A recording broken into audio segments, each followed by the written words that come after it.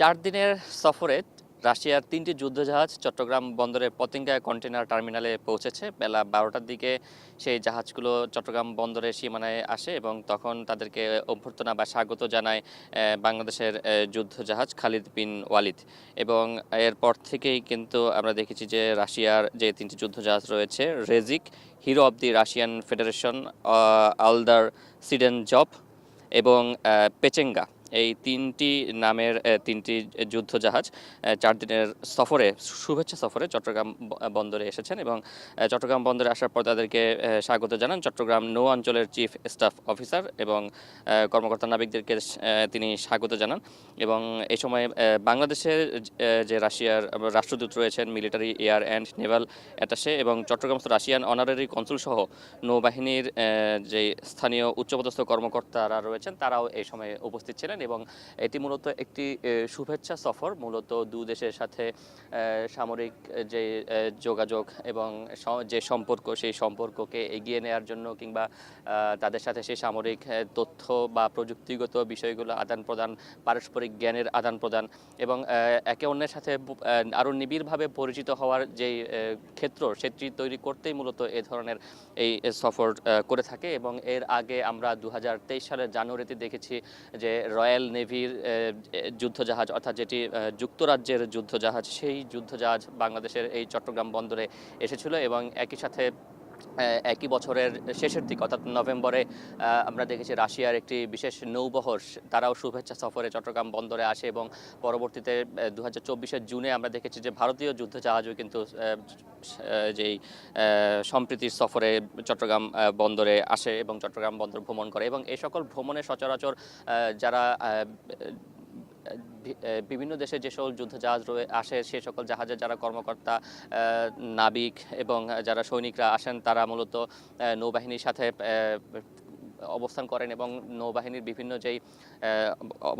যে স্পটগুলো রয়েছে, ঐতিহাসিক যে স্পটগুলো রয়েছে, নৌবাহিনীর বিভিন্ন স্কুল সহ বিভিন্ন যে কার্যক্রমগুলো রয়েছে, সেগুলো তারা পরিদর্শন করেন এবং সেগুলো সম্পর্কে জানার চেষ্টা করেন। সেই সাথে চট্টগ্রামের যে সাংস্কৃতিক বিষয়টি রয়েছে সেগুলো সম্পর্কে তারা জানেন, এখানকার খাবার, এখানকার মানুষের কৃষ্টি কালচার, সেই বিষয়গুলোও কিন্তু জানার চেষ্টা করেন। এবং সেই বিষয়গুলো তাদের সামনে তুলে ধরার জন্য কিন্তু বাংলাদেশ নৌবাহিনীর এক ধরনের প্রচেষ্টা থাকে, অর্থাৎ নিজ দেশের যে কৃষ্টি কালচার রয়েছে সেগুলো তুলে ধরারও কিন্তু এক ধরনের প্রচেষ্টা থাকে। এবং আপনারা দেখতে পাচ্ছেন দর্শক যে সুসজ্জিত রাশিয়ান যুদ্ধজাহাজ, এই জাহাজটি মূলত hero of the Russian Federation, Aldar Tsydenzhapov, এই জাহাজটির নাম। এবং এটি সবচেয়ে বড় জাহাজ এবং এর পাশাপাশি আরও দুটি যুদ্ধজাহাজ রয়েছে, সেই যুদ্ধজাহাজ দুটিও কিন্তু পাশাপাশি অবস্থান করছে। এবং আপনারা জেনে থাকবেন দর্শক যে বাংলাদেশের যে স্বাধীনতা যুদ্ধ, সেই স্বাধীনতা যুদ্ধেও কিন্তু রাশিয়ার বেশ অবদান ছিল। যখন আমেরিকার সপ্তম নৌবহর বঙ্গোপসাগরের দিকে পাঠানো হয়, তখন কিন্তু তাকে প্রতিহত করার জন্য রাশিয়াও কিন্তু পাল্টা নৌবহর পাঠায় এবং যার ফলশ্রুতিতে কিন্তু তখন আমেরিকান যে সপ্তম নৌবহর, সেটি পিছু হটতে বাধ্য হয়। এবং একই সাথে আমরা দেখেছি যে যুদ্ধ পরবর্তী সময়টাতেও কিন্তু রাশিয়া বাংলাদেশের যে পুনর্গঠন প্রক্রিয়া বা বাংলাদেশ যুদ্ধবিধ্বস্ত বাংলাদেশকে সহায়তার কিন্তু হাত বাড়িয়ে দেয়। বিশেষ করে এই চট্টগ্রাম বন্দরের কথা যদি বলি, এই চট্টগ্রাম বন্দরে কিন্তু হানাদার বাহিনী বা পাকিস্তানি বাহিনী কিন্তু তারা ব্যাপক হারে এখানে মাইন স্থাপন করে, অর্থাৎ যুদ্ধবিধ্বস্ত বাংলাদেশ যাতে পরবর্তীতে এই বন্দরকে ব্যবহার করে ব্যবসা বাণিজ্য করতে না পারে, সেই ষড়যন্ত্রের অংশ হিসেবে কিন্তু নিশ্চিত পরাজয় জানিয়ে তারা এই বন্দরে ব্যাপকভাবে মাইন স্থাপন করে। এবং সেই মাইন অপসারণের জন্য যখন বাংলাদেশ যুদ্ধ বিজয়ের পরে বিভিন্ন দেশের কাছে সাহায্য চায়, তখন অনেক রাষ্ট্রই কিন্তু মাইন অপসারণে রাজি হলেও তারা ব্যাপক অর্থ দাবি করে। এবং সেই সময় যুদ্ধ বিধ্বস্ত বাংলাদেশের সেই পরিমাণ অর্থ আসলে ছিল না এবং সেই সময়টায় সাহায্যের হাত বাড়িয়ে দেয় এই তৎকালীন সোভিয়েত ইউনিয়ন বা বর্তমানে রাশিয়া। এবং তারা কিন্তু প্রায় 800 যেই নাবিক রয়েছেন এবং সেই 800 নাবিক সহ তারা 4 মাস চট্টগ্রাম বন্দরে কাজ করেন এবং 4 মাস কাজ করে তারা এখানকার যেই মাইনগুলো রয়েছে সেগুলো অপসারণ করেন। এবং সেই মাইন অপসারণ করতে গিয়ে কিন্তু এখানে রাশিয়ার একজন নৌবাহিনী সদস্য তিনি কিন্তু নিহত হন এবং সেই তার নাম ছিল রেডকিন। এবং তার স্মরণে কিন্তু চট্টগ্রামের নেভাল একাডেমিতে একটি পয়েন্ট করা হয়েছে, রেডকিন পয়েন্ট নামে যেটি পরিচিত, সেই রেডকিন পয়েন্টেও কিন্তু এই যে সফরকারী দল তারা সেখানে পুষ্পস্তবক অর্পণ করার কথা রয়েছে। এবং একই সাথে চট্টগ্রামের বিভিন্ন দর্শনীয় স্থান এবং ঐতিহাসিক যে স্থাপনাগুলো রয়েছে, নৌবাহিনীর যে প্রশিক্ষণ ঘাঁটি রয়েছে, জাহাজ রয়েছে এবং নৌবাহিনী পরিচালিত বিশেষ চাহিদা সম্পন্ন শিশুদের জন্য যে স্কুলগুলো রয়েছে সেগুলোও কিন্তু তারা পরিদর্শন করবেন। এবং এই সকল পরিদর্শনের মাধ্যমে বাংলাদেশ নৌবাহিনী যেমন নিজের কৃষ্টি কালচার, নিজেদের কার্যক্রম, নিজেদের সামরিক শক্তিমত্তা তাদের সাথে তুলে ধরবেন। এবং একই সাথে তারা কিন্তু রাশিয়ার যেই দলটি এসেছে তাদের কাছ থেকে তাদের যেই সামরিক প্রশিক্ষণ বা সামরিক যে জ্ঞান কিংবা সামরিক যে প্রযুক্তিগত বিষয়গুলো রয়েছে সেগুলো তারা জানার চেষ্টা করবেন। এবং এর মধ্য দিয়ে দুই দেশের যে সামরিক সম্পর্ক, সেই সামরিক সম্পর্ক আরও বেগবান হবে এমনটাই মনে করছে দুই দেশের যারা কর্মকর্তা এবং উচ্চ পর্যায়ের প্রতিনিধি রয়েছেন, তারা তেমনটাই মনে করছে।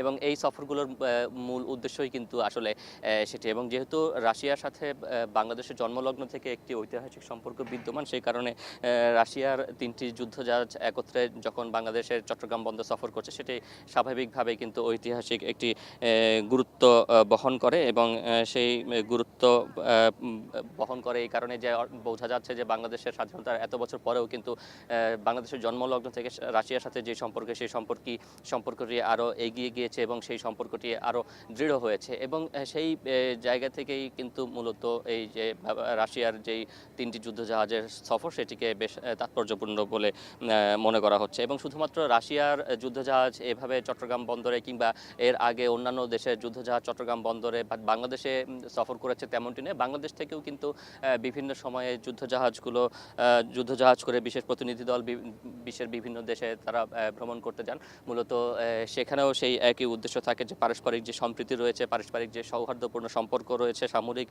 জ্ঞানের আদান প্রদানের যেই বিষয়টি রয়েছে সেই বিষয়গুলো ত্বরান্বিত করার জন্যই মূলত এই ধরনের যেই সফরগুলো সেগুলো মূলত হয়ে থাকে। এখানে যেই যুদ্ধজাহাজগুলো দেখতে পাচ্ছেন সেগুলো কিন্তু বেশ সুসজ্জিত যুদ্ধজাহাজ এবং অত্যাধুনিক যুদ্ধজাহাজ।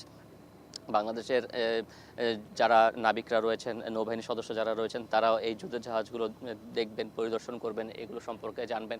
এবং একই সাথে রাশিয়ার যে প্রতিনিধি দল এসেছে তারাও কিন্তু বাংলাদেশের যে সকল জাহাজগুলো রয়েছে, যুদ্ধজাহাজ রয়েছে, সেই জাহাজগুলো তারাও পরিদর্শন করবেন। এই যে একে অন্যের বিষয়ে জানাশোনা কিংবা একে অন্যের যে সামরিক এবং প্রযুক্তিগত দক্ষতার যে আদান প্রদান, সেই আদান প্রদানের মাধ্যমে দুই দেশ উপকৃত হবে, নতুন নতুন জ্ঞানের আদান প্রদান হবে এবং দুই দেশের নৌবাহিনীর সদস্যরা এবং নাবিক যারা রয়েছেন তারা আরও দক্ষ হয়ে উঠবে এমনটাই কিন্তু মনে করছেন। এবং এই যে সফর রয়েছে সেই সফরটির উদ্দেশ্যও কিন্তু মূলত এটি। এবং এই যে 4 দিনের যে সফর, সেই 4 দিনের সফর শেষে আগামী 16ই এপ্রিল এই 3টি যুদ্ধজাহাজ চট্টগ্রাম বন্দর বা বাংলাদেশ ত্যাগ করে তারা নিজেদের গন্তব্যে ফিরে যাবে বলে আমরা জানতে পেরেছি। তো চট্টগ্রামের এই যে 3টি রাশিয়ান যুদ্ধজাহাজের যে ঐতিহাসিক সফর, সেই ঐতিহাসিক সফরের মধ্য দিয়ে দুই দেশের মধ্যকার যে পারস্পরিক সম্পর্ক, ঐতিহাসিক সম্পর্ক, সেই সম্পর্ক, সামরিক সম্পর্ক, কূটনৈতিক সম্পর্ক আরও বেগবান হবে। এবং দুই দেশের মধ্যে সামরিক প্রযুক্তিগত যে তথ্যের আদান প্রদান বা জ্ঞান অর্জনের যে বিষয়টি রয়েছে সেই বিষয়গুলো আরও ত্বরান্বিত হবে বা গভীর হবে বলেই মনে করছে দুই দেশের উচ্চ পর্যায়ে যারা প্রতিনিধি রয়েছেন তারা। তো চট্টগ্রামের পতেঙ্গা কন্টেইনার টার্মিনাল থেকে এই ছিল আমার কাছে রাশিয়ার 3টি যুদ্ধজাহাজ নিয়ে সবশেষ খবর।